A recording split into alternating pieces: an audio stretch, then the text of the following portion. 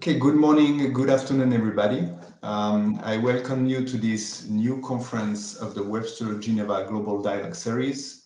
My name is Lionel Faton. I'm Assistant Professor of International Relations at Webster University Geneva and the manager of the WGGD. I'm pleased and honored to welcome today Audrey Tang to discuss digital democracy. Minister Tang, thank you so much for being with us. It's a real pleasure to have you here. Good local time, everyone. Really happy to be here. Thank you so much. So for the few of you who do not know Audrey Tang, let me just introduce her. Audrey Tang is Taiwan's digital minister in charge of social innovation. She is known for revitalizing the computer languages Perl and Haskell, as well as building the online spreadsheet system EtherCalc in collaboration with Dan Bricklin. In the public sector, Minister Tang served on Taiwan National Development Council Open Data Committee and the 12-year Basic Education Curriculum Committee and led the country's first e-Rulemaking project. In the private sector, Minister Tang worked as a consultant with Apple on computational linguistics, with Oxford University Press on crowd lexicography, and with Socialtext on social interaction design. In the social sector, Minister Tang actively contributes to GovZero, a community focusing on creating tools for the civil society with the call to fork the government. Now, this leads me to introduce today's topic, namely digital democracy. So democracy is based on the active participation of the people in public affairs. Now, due to the complexity of human society and the impossibility of making each and every citizen a politician, democratic regimes have developed systems of representation, such as parliaments and voting processes, that connect people and the polity and allow the former to have a say in the management of the community. However, these systems of representation are not flawless and have engendered a democratic fatigue in many countries, where citizens have lost interest in politics and have disengaged from democratic practices. Some 2 centuries ago, Alexis de Tocqueville asserted that one of the biggest dangers of democracies was just that, political disengagement by the citizens. The rapid digitalization of societies, accelerated by the COVID-19 pandemic, offers opportunities for rethinking democratic governance and strengthening participatory politics. It may also ease consensus building, thereby reducing the risk of a tyranny of the majority. On the other hand, digitalization poses risk to democracies, from disinformation campaigns to social polarization and populist tendencies. Given her expertise and responsibilities, Minister Tang is the ideal interlocutor to walk us through this highly complex topic. Now, before giving the floor to Minister Tang, let me tell you a bit about the logistics of this conference. So Minister Tang, sorry, not yet Prime Minister. Not yet. Not yet. We'll give a speech for about 20 minutes, and then we will open the floor for a Q&A session. And the entire exercise will last about 1 hour. During the Q&A session, please, if you have questions, raise your hand with the raise your hand option, and my wonderful assistant will unmute you so that you can ask the question. Overall, please keep your microphone muted during Minister Tang's presentation, and of course the Q&A session, except if you're provided the floor. Now, without further ado, let's hear from Minister Tang about Taiwan experience in and any initiatives related to digital democracy. Minister Tang, please, you have the floor. Thank you.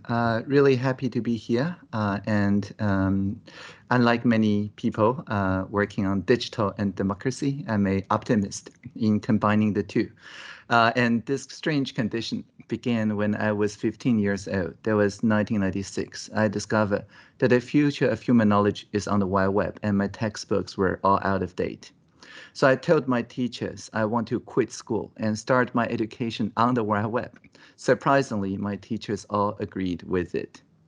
A year later, I founded a startup working on web technologies, and I got to join this fabulous internet community that runs with this crazy idea, an open and grassroots political system that powers the internet to this day. And today, as Taiwan's first digital minister, I'm putting into practice the ideas that I learned when I was 15 years old. And that was rough consensus, civic participation, and radical transparency. And surprisingly, it's working very well. It's transforming our society. In 2016, our president, Dr. Tsai Ing-wen, said an inspiring statement in her inauguration speech. She said, "Before, democracy was a clash between two opposing values. But now democracy must become a conversation between many diverse values." So instead of being the arbiter torn between different sides, our government now asks a very different set of questions. We would ask, what are our co-creation, our common values, despite different positions?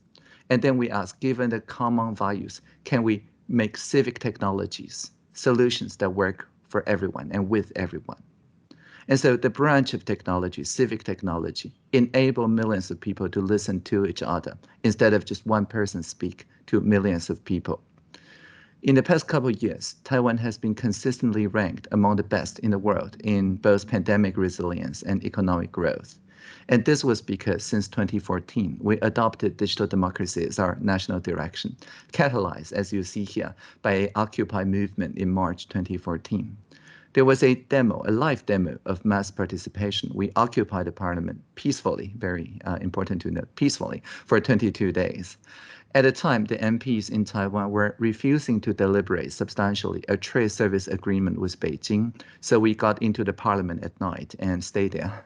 For 3 weeks, we demonstrated, not as a protest, but as a demo. We demoed how to deliberate such a trade agreement with the whole society. There were over 20 NGOs participating, the Greens, Labours, Independents, everybody.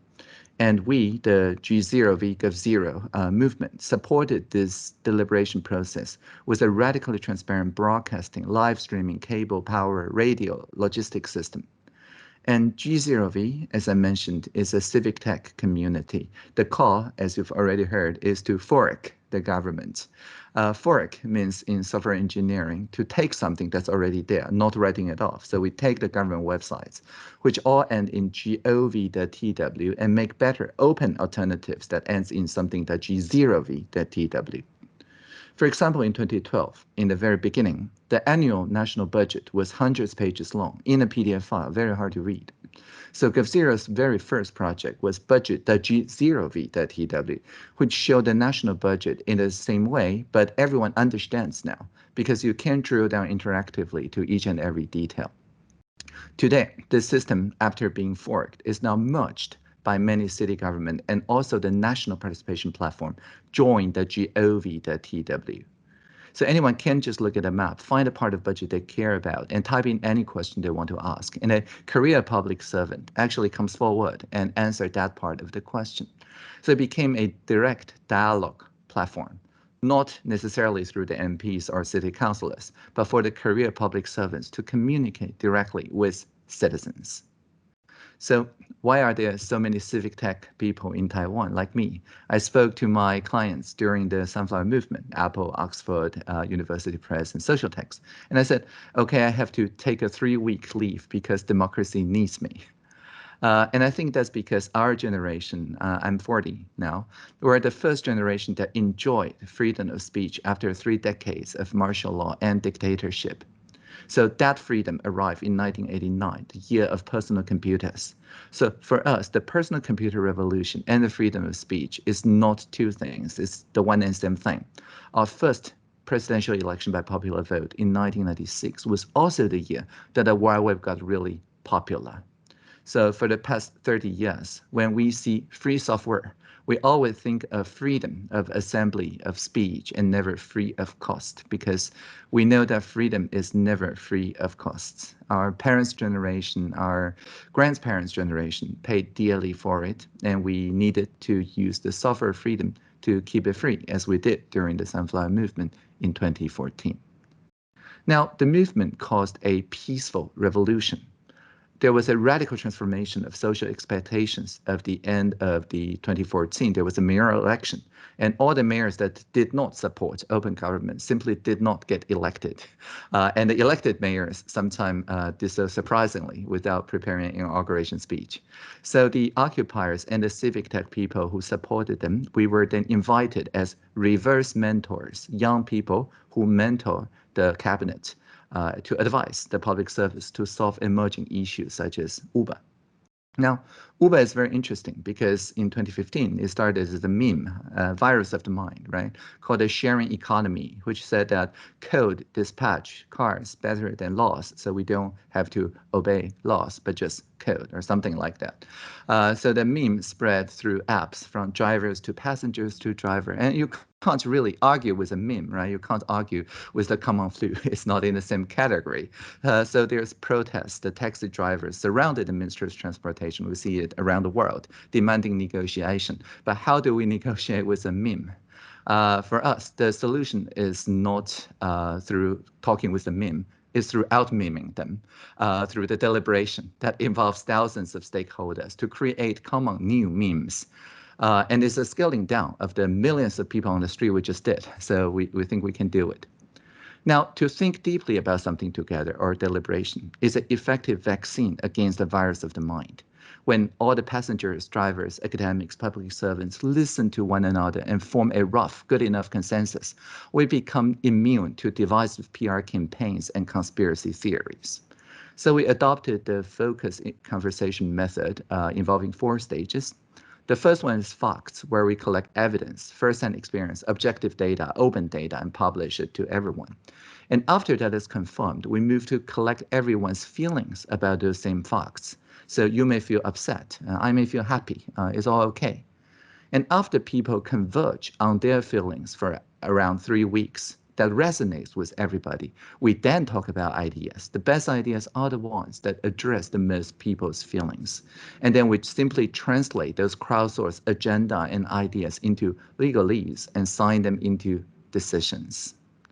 Now, prior to the digital web, the decision-making process was not very transparent, and people on the street would speak a very different language than people in the government. So they're not even agreeing on basic facts, let alone each other's feelings. So Polis, the system that you see here, is a way to make sure that we have a pro-social social media, instead of an anti-social corner of social media, where the ideas become ideologies, polarization that blinds people to each one's views, we make sure that you see your friends and families on those clusters. And this interactive survey is crowdsourced, meaning that even the ministries do not have an idea of what are the people's feelings. So we simply ask people, how do you feel? And 4 groups of people soon emerged: the taxi drivers, Uber passengers, and other passengers. And the system then showed each group how their shared sentiments are received by other groups. And the interesting thing is, simply by clicking agree to move toward me or disagree to move forward away from me, it lowers people's antagonism, because you can see that people on all those clusters are your friends and families. You just didn't talk about sharing economy or gig economy over dinner, right? So at the beginning, people were on all the corners, but because we say we only give binding agenda setting power to anything that people can propose that convince all the clusters. So the participants converge on feelings that resonate not just with like-minded people, not just in the filter bubble, but across the aisle. So instead of distracting, we attracted consensus. And after we got a set of feelings that resonates with practically everybody, it's now much easier for the government to meet with all the stakeholders and check with them one by one. So we would say, here is the consensus of the people on this pro-social social media. And as the taxi union, as Uber, do you agree? If you do agree, how do we translate that into law? So they're bound to the words that they said during the live stream consultation, and all the stakeholders did agree. So Uber have been for quite a few years now a legal taxi company, the Q Taxi. When we ratified the agreement in August 2016, just 1 year after this consultation, everybody anticipated it. So it's a win-win solution because the local temples, co-ops, and so on can enjoy the same access to the laws that allows for dynamic dispatch, surge pricing, and so on, with the common understanding that insurance registration not undercutting existing meters are important. So our next question, 2016, is can we scale this up? So in 2016, I joined the cabinet as digital minister and to explore this possibility of scaling this not just on nationwide emerging tech issues, but on everything through the public digital innovation space. We work with designers, programmers, facilitators. We focus on being assistive, automating away the chores that the facilitators were doing in order to make more room for participation. So it's not just technological contribution, it's the culture that we're bringing to the government. For example, I'm a radically transparent digital minister. And by that, I mean all the journalists, all the lobbyists. I think this is David Plouffe lobbying for Uber. Everybody get to ask me questions, but only publicly.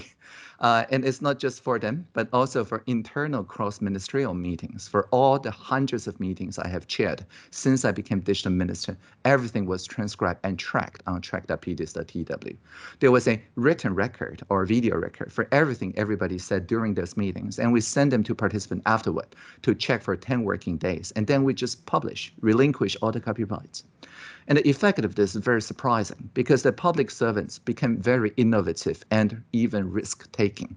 They proposed some very good ideas under this condition, and that's because previously, before radical transparency, the public service gets the blame if things go wrong, and the minister always gets the credit if things go right. But with this record, it flips it around. If things go right, the public servant get a credit because their name is on the transcript. But because this is voluntary, this is experimental method, if things go wrong, it's always Audrey's fault.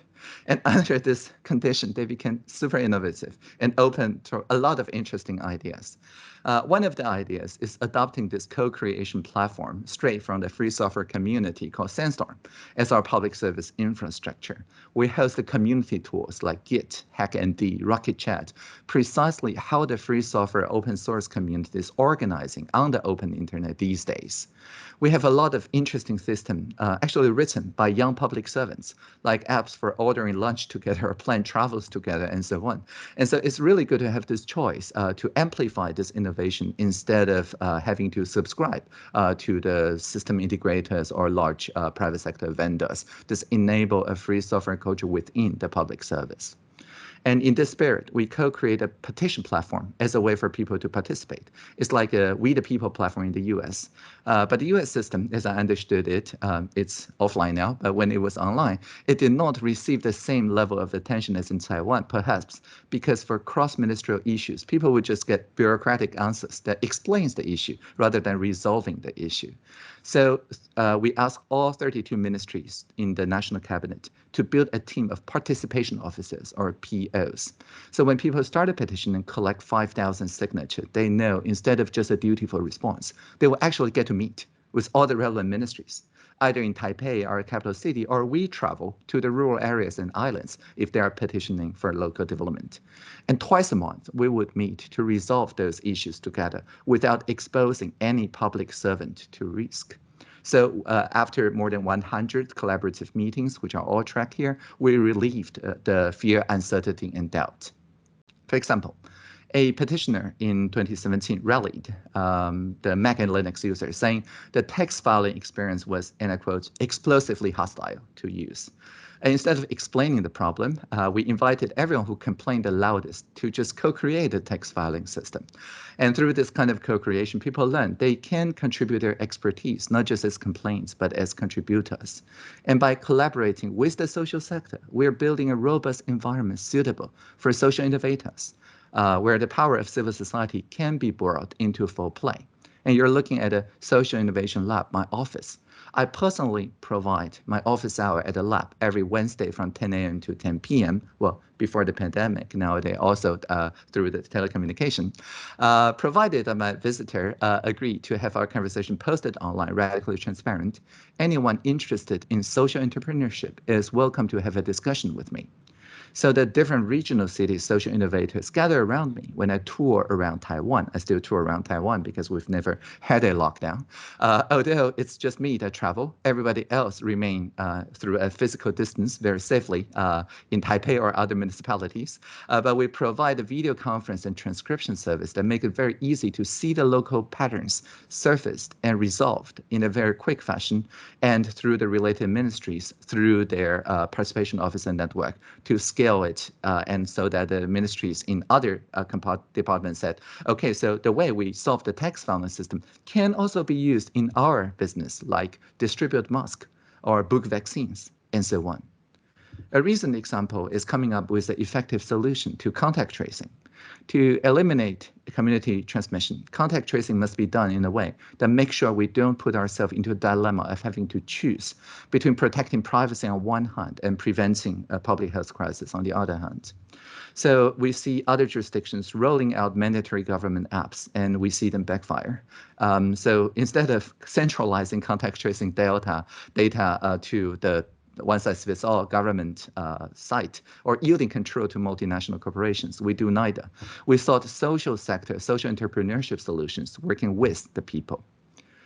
In May 2021, Civic Tech in the G0 VGov0 community invented this contact tracing method based on text messages. We work across sectors with telecom carriers to deploy this in just a week.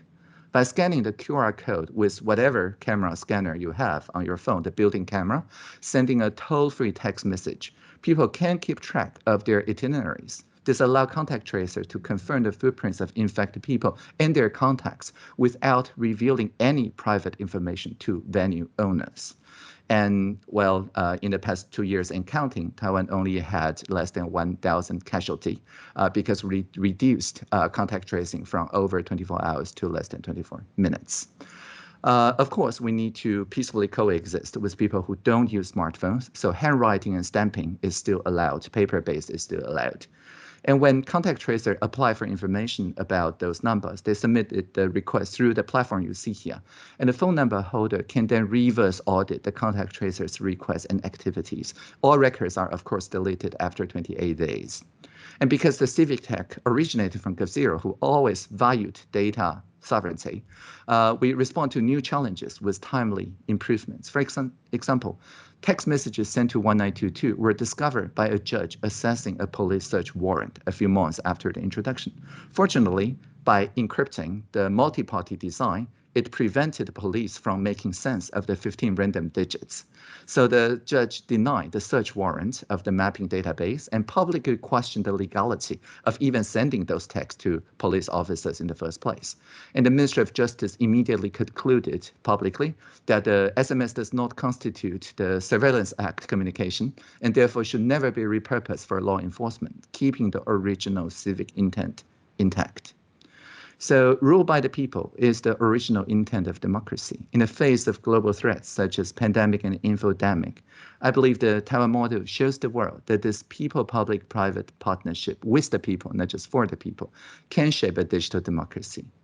So to conclude, to give no trust is to get no trust. Trusting citizens to participate in policymaking can form shared goals, can develop innovative solutions, and also can contribute to the world. Thank you for listening, and I look forward to the questions. Thank you very much, Minister Tang, for this brilliant conversation.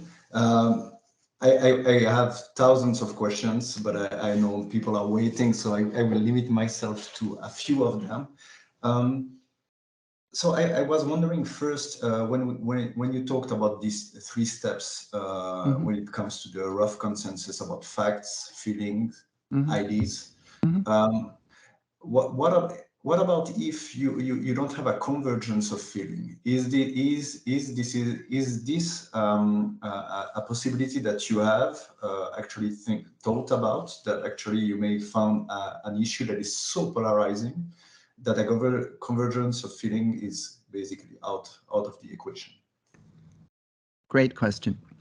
So through the application of the idea of overlapping consensus, we always refine the consultation topic to be as specific as possible. For example, if the question was, what's the future of platform economy? Is it sharing or gig economy? The feelings may not converge. But the proposal was actually, how do you feel about someone driving to work and back, picking up random strangers they meet through an app and charging them for it without professional driver's license?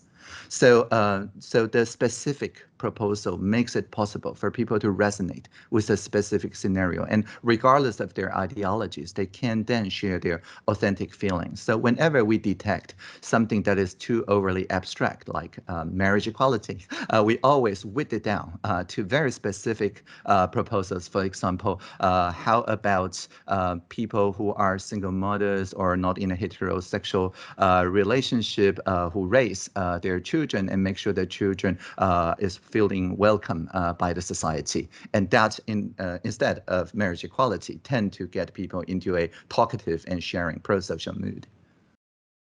I see. So for my students who are attending, because I have a course on the theory of political, an introduction to political theory. We will discuss what you mentioned, Mr. Tang, overlapping consensus. So John Rawls and etc. So for those online, please follow. Also raise your hand if you want to ask questions, and we will unmute you.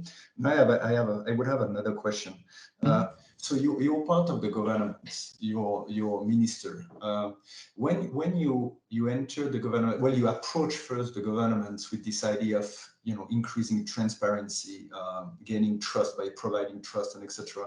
I mean, have you not faced resistance by civil servants or your colleagues in the cabinet saying, well, listen, this is not how we do, and we prefer a certain lack of transparency in regarding certain of our activities, or you were welcomed with your new ideas? That's a great question. We are the resistance, by the way. So we are the occupiers, remember. And the implicit threat is that if the government is not willing to increase the bandwidth of democracy or reduce the latency of democracy, the people will always prefer direct action. That's not always said, but it's always implied.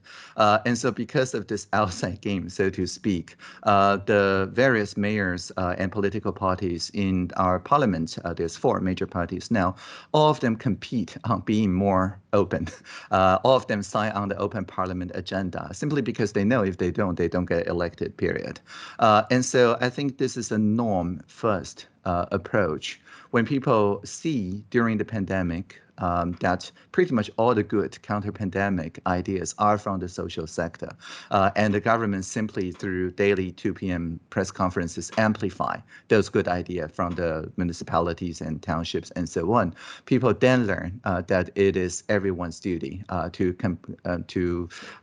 comprehend, so to speak, the latest virus variants and innovate on it. And this is only possible, I believe, because we in the cabinet are very fortunate in operate in a transpartisan or non-partisan neutral space. In Taiwan constitutional design, the people elect directly the president, who appoint the premier, who appoint the ministers.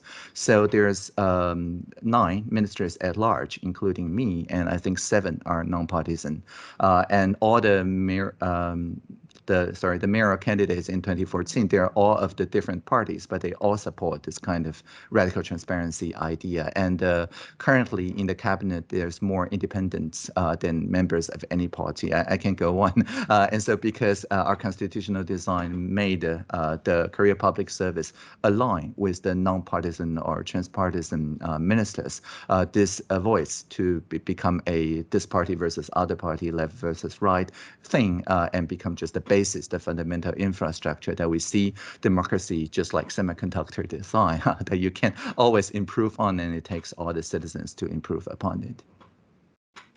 I see. Then it leads me to a follow-up, because you mentioned about we the people in the United States, which I don't know whether you consider it as a failure, but it seems that it didn't work as well as what you're doing in Taiwan. Well, in the United States, you know better than I do, this is a bipartisan system in which you have a polarization of the state apparatus that is pretty acute. Then the question beyond the United States, even whether the Taiwanese experience and new initiatives is something that is applicable to other countries. And I'm thinking also not only about countries where there is a political polarization, but also in countries where people are not technologically savvy as the younger generation in Taiwan.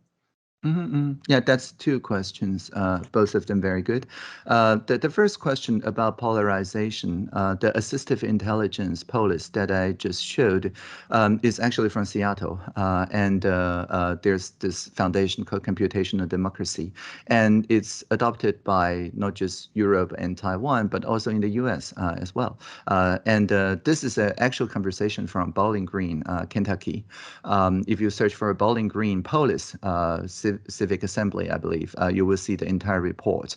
And the shape is consistent. So just because it's in the US doesn't mean that people don't agree with most of their neighbors' points on most of the things most of the time. They agree to disagree on a few divisive ideologies, but because in this pro-social space, people compete to get the agenda communicated across the aisle because that's the scoreboard.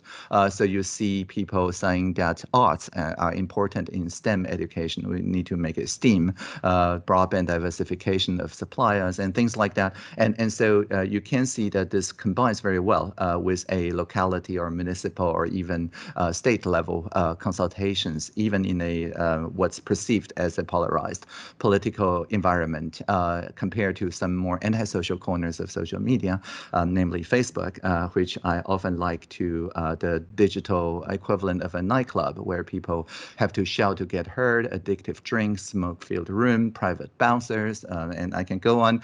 So by building in Bowling Green, Kentucky, the digital equivalent of a campus, of a town hall, you can, public park or whatever, you can avoid the direct consequence of having to do your town hall consultations in your local nightclub. And now the second question about digital savviness. We bring technology to the people. We're not asking people to come to technology. So while you see the Social Innovation Lab tours and so on, for the local people, it's just their same conversations that already happened in their community. It's just that through digital communities, we connect them with people who they barely know in some other cities, in some other municipalities that share the same social issues, and we connect them to the participation offices in all the ministries. But after all, we're not asking them to go to any website. We're coming to them through the tours. Thank you so much. Just before I open the floor to for questions, I love your comparison between Facebook and the nightclub. I will keep it in mind. Thank you so much for that. Now, can we unmute Joe Marquez, please? Their mics are enabled, but they have to unmute. You have to unmute yourself. So, Joseph.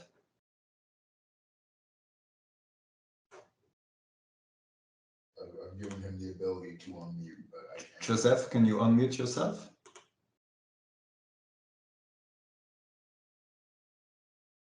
Doesn't seem to be the case. So next one, Madam Watanabe, can you unmute yourself? Yes. Hello. My name is Anna from Japan, and I am really a big fan of you, Audrey. And I really love your idea of a digital democracy, and that you are working with the people, not for the people. I would like to know how are you keeping yourself so innovative?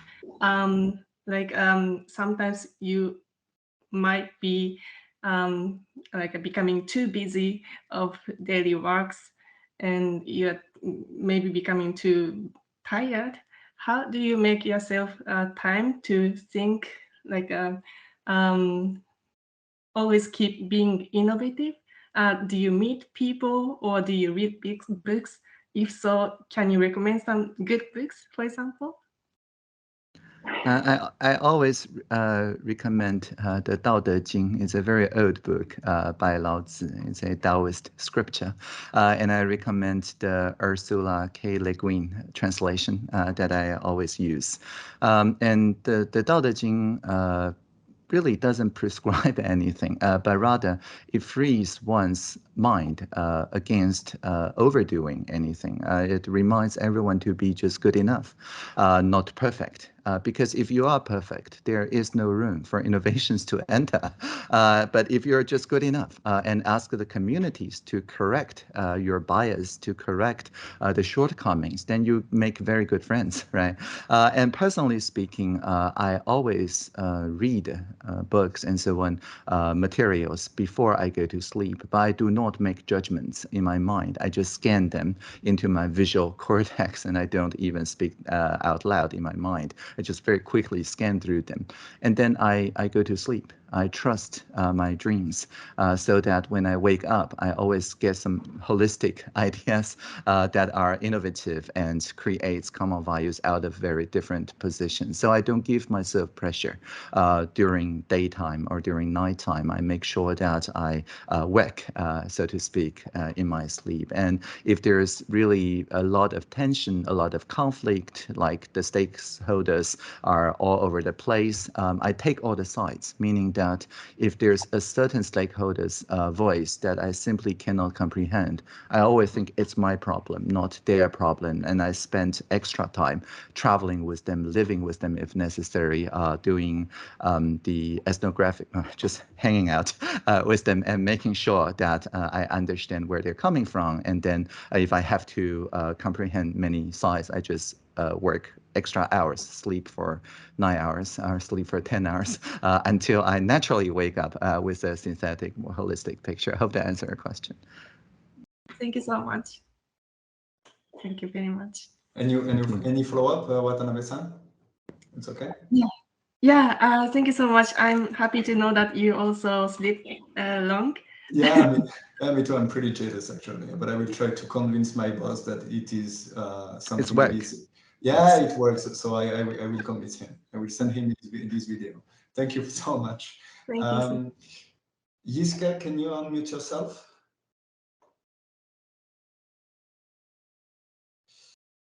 Abdulaziz, can you unmute yourself? Okay, yeah, finally I can. Thank you. Please go on. First of all, this was very, very thought-provoking, a lot of food for thought. It was very interesting how democracy and digitalization and technology all go hand in hand. And God, I have a lot of questions. But first of all, I would like to thank you and the organizers, because this has been a very, very wonderful opportunity for us, for people, students like us, to learn. So very simple questions. You mentioned that so in your presentation, the public volunteers are happy if things go right. If not, it's Audrey's fault. And this leads them to become innovative and risk-taking, right? So while that may be true in some cases, I'm not trying to be pessimistic. I'm a very optimistic person, but I have a question that because if there's always a scapegoat, then isn't that a bit detrimental on the, let's say, societal or psychological level? Just a question. Thank you.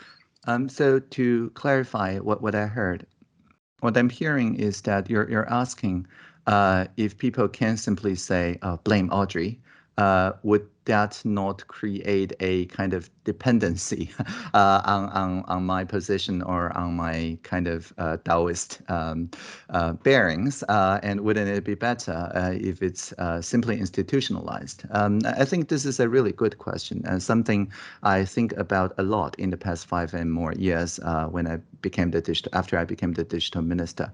So we try very hard to design ourselves out and institutionalize the kind of scaling up of the local innovations. So for example, you're looking at presidential hackathon, and this is our attempt as institutionalizing me. And we have a regulation now that says every year, if you're a Taiwanese citizen, you can be in the public or social private sector, it doesn't matter. You can make a wish on any of the SDG global goal topics. And the civic hackers who want to improve upon those can propose things that would work on a local level. And people would vote using a new voting method called quadratic voting that assigns the same marginal cost to the same marginal effect. Don't have time to go into details. So with 99 points per person, everyone can vote across the 200 or more projects every year in a way that uncovers their synergies. And then we mentor the top 20 or so for around 3 months before they get those trophies. 5 teams get those trophies from our president, Dr. Tsai Ing-wen. And when you turn on the micro projector that you see is the bottom of this trophy, it projects Dr. Tsai Ing-wen handing you the trophy and promising whatever you did locally will become national policy with all the personnel, budget, and regulation support in the next fiscal year. And we've been doing this for 5 years now. So I think this is a way to, there's still a abstract president in this case, not Minister Tang, but it's embedded in this micro projector. It's embedded into the culture that people understand that the social innovators can focus on their innovations and the state is willing to merge whatever fork, pre-commit to merge 5 forks per year that convinces a majority of people through quadratic voting. I can go on. There's many other institutional designs, but just it's not about pessimistic. It's about being real. And we tried very hard and sometimes successfully to design myself out into institutions. Thank you. Abdulaziz, you will have an optimistic follow-up. Try to be optimistic sometimes, Abdulaziz, please. Well, I have a rather simplistic question, which is can I ask it? Well, it's more on a global scale, because so far the presentation and all this have been focused on very domestic proceedings. I have a more international-based, global-based question. You mentioned the U.S. quite a few times. So, for example, I'm from Pakistan, and if we were to evolve this much in technology, I wouldn't find it a surprise. For example, let's say tomorrow India, there is some cyber attacks, or let's say some interventions from India, because it's global international politics. And so in case of Taiwan, for example, when you have a nearby country which has, let's say, quantum computers or alleged quantum computers, how do you make sure that there is no foreign intervention, let's say, for example, Chinese intervention in Taiwanese cyberspace whenever you're doing the voting and everything? Just a very simple question, because I'm very interested. Thank you very much. Yes. Thank you. Really good question. Yeah, the Sandstorm product that I showed, Polis also, we invite the white hat hackers to attack on that. So if you are a cybersecurity professional in Taiwan, you're going to be have a lot of fame and fortune simply because you know cybersecurity. And the white hat hackers do the penetration testing and so on, not because they love their country, although I'm sure many of them do, but because it really pays very well. And you get to meet with the president and minister all the time. And we only deploy to the public service after they're thoroughly penetration tested by those red team experts. And if you look at DEFCON CTF and so on, the Taiwanese teams are consistently like in the 2nd place or something, next only to the US team most of the time. So we take the cybersecurity issue very seriously, and we also ensure that the public infrastructure, we use the open source components through this auditing, community auditing. So we share the auditing and penetration testing resources with other jurisdictions who use the same components as we are using. And so I believe with many eyes, the bugs are more shallow, and we also value resilience a lot. So in case that any of our data centers goes offline and so on, there's always multiple backup plans, and not necessarily for interventions, right? Because we're in a place with a lot of earthquakes and typhoons. Is also by necessity due to those natural disasters, and it also gives us plenty of time to run drills. Hope that answers your question.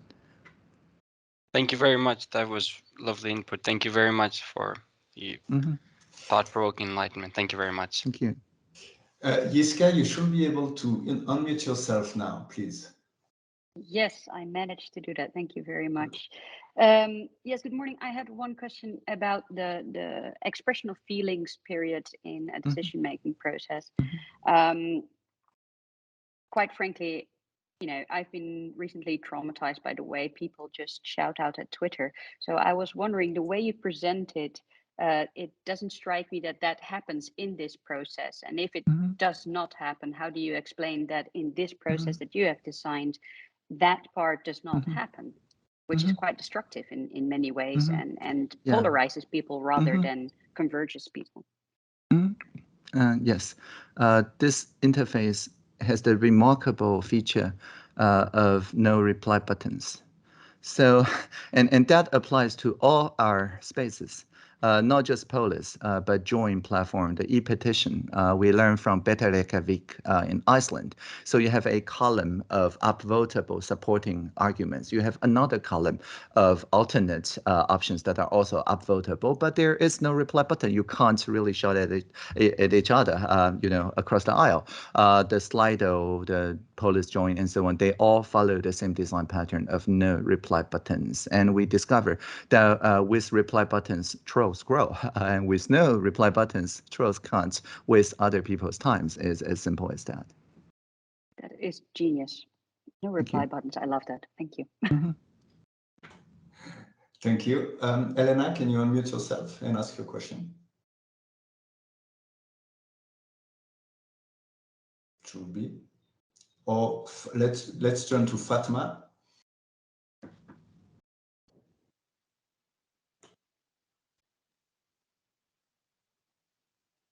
You should have the floor, Fatma.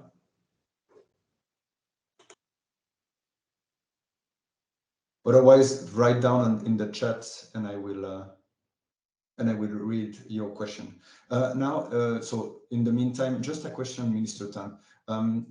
Since you began implementing all these initiatives, have you seen, talking to people, have you seen them more engaged in political issues? Have you seen I would say, a democratic flavor, growing in Taiwan? Is there a real effect on the way people think about their government, about their role in the community?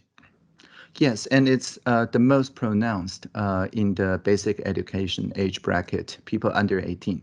And the reason why is that they're before the voting age, right? So prior to these designs, there's simply no way for them to participate in representative politics. But now people under 18 are the first-class citizens in our open government plan. And in fact, we do have, I think this is primary schoolers contributing to the air pollution measurement in around Taiwan, just in their balconies or in their primary schools.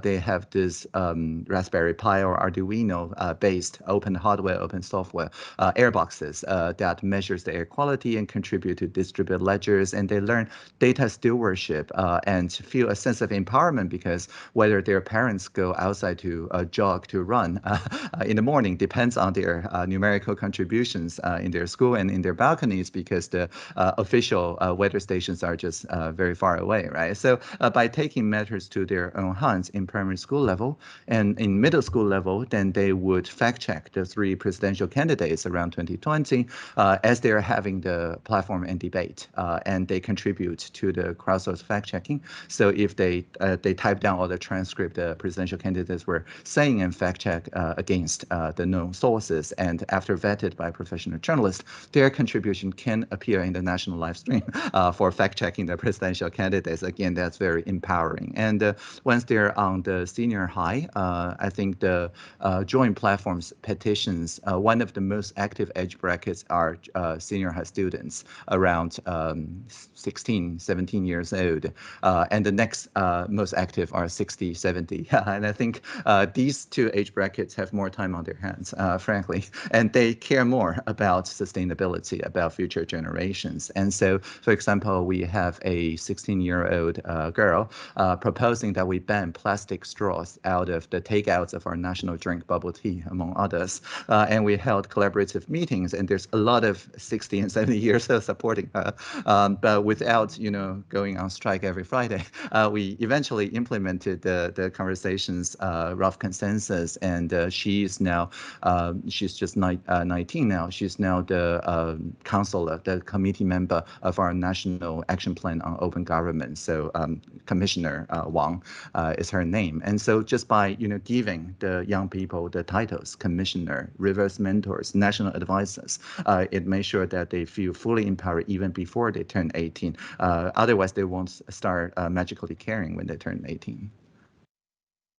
Incredible. I wish my daughter had this the chance to participate in politics and get engaged before 18.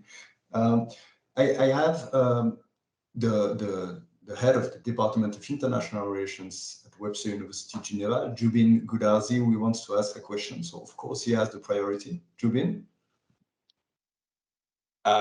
Good morning. Yes, no, I don't want to cut in front of anybody else who may have a question. Thank you very much, Minister Tang. I enjoyed your presentation very much, very illuminating, very enriching. My question is, well, Taiwan, of course, is a country which is it's a developed country. It's come a long way since over the past, since the 1950s, 60s in terms of development, and of course, it's a democracy. It made the transformation success to democracy in the 1980s, and you have a population of over 20 million, around 23, 24 million. In terms of the model that you've implemented and with the policies that you're pursuing in Taiwan, and of course, you have other countries in the world, of course. There are countries whose population is smaller, less than Taiwan, and there are many others whose population is greater than Taiwan and developing and developed. I was wondering, I know your focus, of course, your responsibilities are with regard to your own country, Taiwan, but I was wondering whether with regard to the model and policies that you've adopted in Taiwan, what do you see the challenges and also maybe the benefits of trying to implement a similar approach in other countries which may have smaller populations or larger populations and be at different stages of development? I know it's a very sweeping question, but if you have just maybe one or two insights you could share with us, I'd appreciate it. Thank you. Thank you. Full disclosure, I'm not just digital minister at TW, I'm also on the board of 7 social innovation organizations, NGOs around the world working on their jurisdictions. So Taiwan is just one tentacle, so to speak, one lab upon which that we can experiment. And indeed, as I mentioned, we learned the no reply button thing from Reykjavik from Iceland, which is another example that was often cited in textbooks. We learned participatory budgeting from the Consul Democracy Foundation and later on Decidima in Spain and in Barcelona, respectively. And they're also textbook examples. And we learned about the open data to open API data collaboratives from GovLab. I'm also an international advisor there in New York. As I mentioned, the Seattle people invented Polis, and also people in New Zealand work on many presidential hackathon-like project, and we have ENSTEC, right? Taiwan-New Zealand relationship bilateral that allow our presidential hackathon champions to also work in their jurisdictions and so on. So I think this is a network of democracies, and by sharing the digital public infrastructures, we are able to build the digital equivalent of public parks and public libraries, if you're talking about open data, right? In a way that benefits all the jurisdictions without arbitrarily making a multilateral, like this country is in, other countries out decision.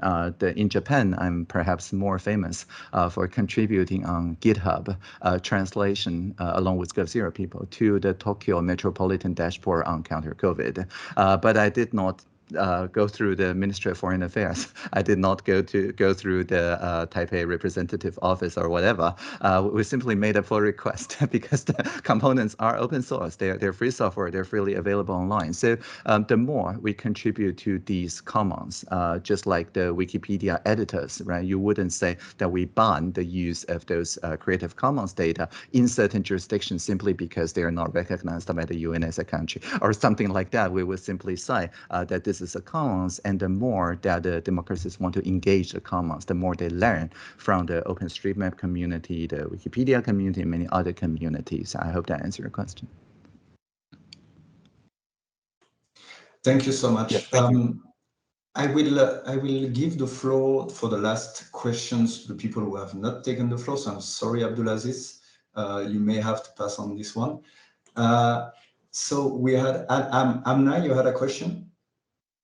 I saw your hand raised at some point, or isn't it? Maybe I missed. And then otherwise, Fatma has two questions. One is regarding I don't know if you can see it in the chat, Minister Tang, about I guess it's pretty related to the question we had before about the threat of foreign interferences and also the threat of surveillance. Yeah. I think the idea is to make sure that the surveillance is done in a way that is civic, meaning that the surveillance is voluntary, is well understood by the population, and at the end of the day, through privacy-enhancing technologies, it's not aggregated anywhere outside of its purpose. And previous to the pandemic, there simply was not a lot of incentive to invent the technologies like this. But because of the pandemic, the contact tracing example that I show you, it means between people not trusting the government anymore and suffering from lockdown or fatigue, and the Taiwan model, which is 23 million people and less than 1,000 people dead. And so it makes the world of difference whether we invent a good norm-based privacy-enhancing technology such as the 1922 SMS contact tracing system. And the inventors, because they're GovZero, they're straight in the social sector, they established the norm around which those data is used. So when it's trying to be repurposed by the police or whatever, the society, right, the social sector has the final say. So I think this is important in any jurisdiction, to trust your citizens to come up with social innovations such as this one, instead of saying that you have to go to a digital nightclub in order to have any opinions. Simply find out what kind of public parks and campuses that your local people have already built, and chances are they are actually fully private enhancing. So that's the answer I have to the first question. The second question is an interesting one, right? Because I think a digital democracy actually makes us less vulnerable. In democracy, you have already entertained all those different people's different ideas.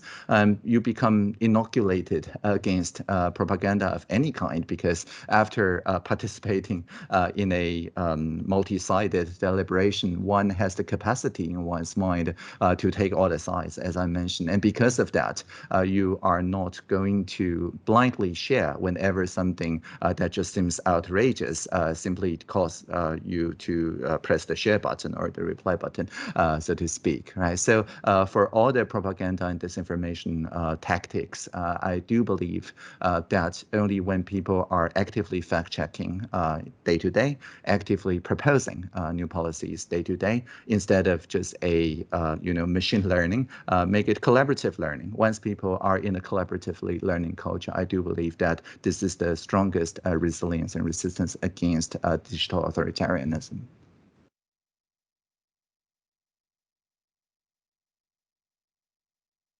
So I hope that answered the question.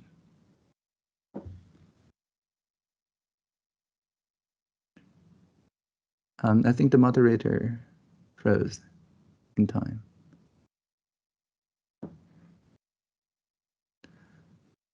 Okay, well, in that case, I will just read from the chat. What do you think are the chronic flaws do you think are in the system that I intend to work with? That's also a very good question. I think it relies on two things. One, it relies on broadband as a human right. If you do not have broadband as a human right, it will incur additional economic cost to people who are less served by the internet, and it will result in making the inequity even worse by including people with broadband by excluding people without, right? So in Taiwan, even on the top of Taiwan, almost 4,000 meters, you're guaranteed to have 10 megabits per second bi-directionally for just 15 euros per month. Otherwise, it's my fault, personally my fault. So I do have people emailing me saying that they don't have broadband connection in one of the quarantine hotels near the Yangming Mountain, and we make sure that we set up a repeater to improve that in just 2 weeks. And well, they're already out of quarantine, but he actually drove back to measure the speed and post on social media to hold me to account. So fanatical commitment to broadband as a human right, that's the first thing. And the second thing is in basic education, we need to make sure that instead of just literacy, which is for consuming the information, we need to teach competence so that the students feel fully empowered to, as I mentioned, measure their own weather quality, measure their own assessment on the factfulness of the presidential candidates, alongside many other things. If we do not emphasize that in basic education, then we risk creating, like capturing propagandist narratives that will leave people worse off, right? So I do think that independent, critical, and creative thinking competence, not just literacy, in basic education is the other often missed pillar in addition to broadband as human rights. Hope that answers your question. So if there's no other questions, I think I'll just read some poetry and wait for the power to come back. This is my job description, a poem that I wrote when I was in New Zealand in 2016 when I became the digital minister. And the backstory was that the people were asking me, so we never had a digital minister, what would a digital minister do? And I was like, well, IT just connects machines, digital connects people. And people were like, this is pretty arbitrary. Can you actually tell the differences between IT and digital? And I said, okay, I'll try. So what follows is my job description. It goes like this. When we see the Internet of Things, let's make it an Internet of Beings. When we see virtual reality, let's make it a shared reality. When we see machine learning, let's make it collaborative learning. When we see user experience, let's make it about human experience. And whenever we hear that a singularity is near, let us always remember the plurality is here. So that's my job description. Thank you, everyone, for listening. Okay, I do have to run, so I can't really answer more questions. I'll just leave you with the thought to let's just trust our fellow citizens. Thank you very much. Live long and prosper. A few moments later. Minister Tang, can you hear me? Yes, I was just packing up, but that's fine. I think we concluded peacefully. Yeah, we will conclude. So very sorry, total blackout in the building. So and we can finish on this note if you agree. Well, digital technologies are still fragile somehow. Broadband is a human right, and resilience must be planned. I completely agree. Anyway, we took too much of your time already. So I would like to conclude this way. I thank you so much for your time, for your talks. It's a great lesson for us, for all of us. I'm a political scientist. I'm not techno-savvy. But now I understand I have to do my homework in certain new technologies. And it was a pleasure. And it's always, enlightening to hear from you. So again, thank you so much. And I wish you all the best, Minister Tang, in your activities and in the near future. Thank you. And I trust that you have the recordings. So share it with our people, and I'll also disseminate it into the Commons. So thank you for contribution to the Creative Commons. Okay, cheers. Yes, we will do. Thank you so much. Thank you, everyone. Bye-bye.